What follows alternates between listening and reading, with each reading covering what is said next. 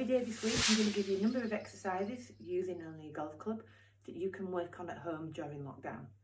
These exercises are going to aim to improve mobility, both through the thoracic spine and the hips, which is going to allow you to rotate better through your golf swing. Also going to do some stability work through the shoulders and through the core. It's going to help protect that lower back and also allow you to generate more power and more control and maintain posture through the swing. As well as that, I'm going to give you some great exercises going to help develop strength and allow you to start using that ground to generate more power and more speed through the golf swing. Check them out. The first exercise in today's series is a golf club wall rotation. So you're going to get to the side of a solid wall and you're going to get into a half kneeling position. Okay, so you want to be as far away from the wall as the length of the golf club. Okay, and this extend your outside arm in front. You're just going to put a little bit of pressure into the wall. Okay, so that's creating a little bit of tension down this side of the body. Okay, and then also you're going to just pop this hand nearest to the wall on the back of the head, and as you push with the right hand into the club, you're just going to pull the arm back and rotate the upper body. So you should feel some separation between the upper body and the lower body.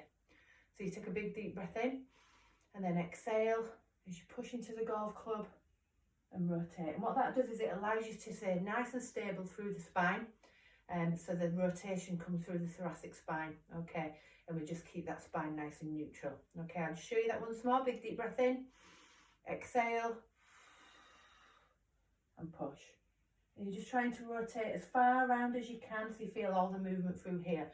You're also going to make sure that you keep this knee nice and level. So if I show you side on, it looks like it's in that position in a nice 90-degree angle. So the second exercise I want to take you through today are hip load rotations. Okay, so these are a fantastic exercise for teaching you how to load the hip and really winding into the hip, which we need to do to not only load into the backswing, but also to transfer and load and post into the hip on the downswing. Okay, and it's really important that we can use the hips to find that rotation.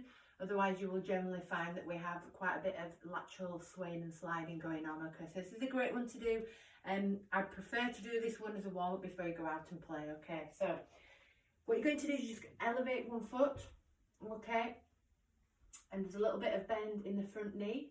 You're going to take the club out in front and you're just going to hinge a little bit from your hip so your body's a little bit more facing down towards the ground. The rotation is not just going to come from the upper body, it's also going to come from the pelvis as well and the hip. So you're like rotating the pelvis around the hip. So you see that movement that's coming there, and then we're just going to load the hip. Okay, so you're going to take a big deep breath out and you're going to rotate. So the upper body's going and the pelvis is going. There's lots of load through this hip. Feel that load and then back out.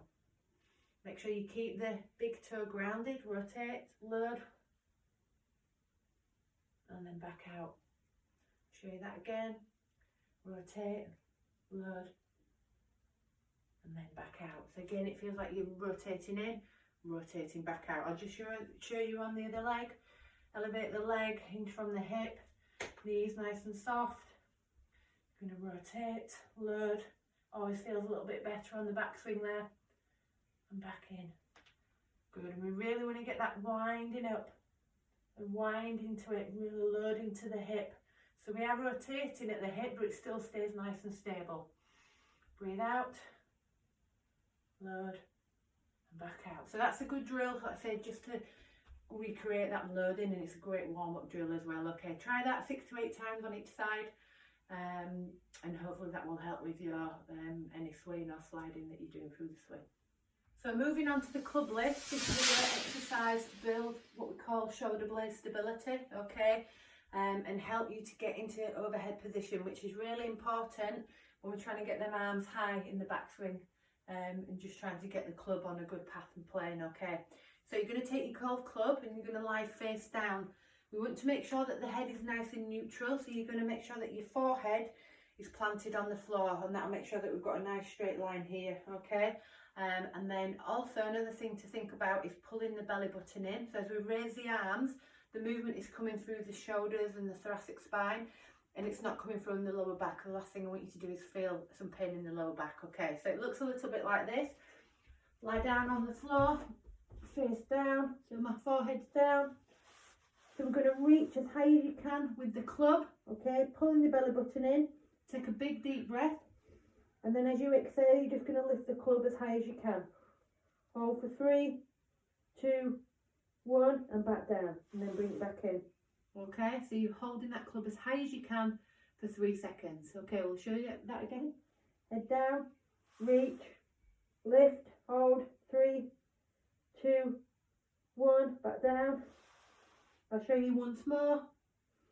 Breathe in, reach, exhale and pull. 3, 2, and 1, and back down. Okay, and it's really important that you reach as far as you can, you lift as high as you can, and you pull the belly button in and just keep lots of stability through that lower back. So the last exercise in today's series is the split squat with rotation. So again, I really like this one because we're not only getting separation between the upper and lower body, which is really key for a good sequence in the golf swing and also developing power, but it's also working the legs as well, and we're just learning to push through the ground and kind of load into the hips as well. Okay, so you're going to take your golf club, then you're just going to pop that just across your chest so it's nice and level. Okay, and then we're going to get into what we call the split squat position.